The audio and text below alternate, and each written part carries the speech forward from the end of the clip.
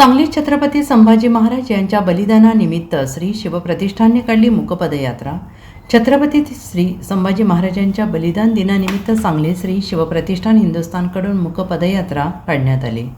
शिवप्रतिष्ठानच्या हजारो कार्यकर्त्यांनी मुंडन करत पायात चप्पल न घालता अंत्ययात्रेत सहभागी होत छत्रपती संभाजी महाराजांच्या प्रती आपल्या भावना व्यक्त केल्या। सांगलीत श्री शिवप्रतिष्ठान हिंदुस्थानकडून महिनाभर संभाजी महाराजांचा बलिदान मास पाळला जातो। या मूकपदयात्रेत आज 1 महिन्यानंतर संभाजी महाराजांची न निघालेली अंत्ययात्रा काढण्यात येते।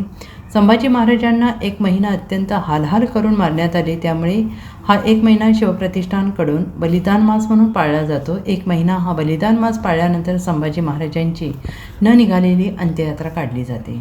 Bureau report SPN Marathi Sangli.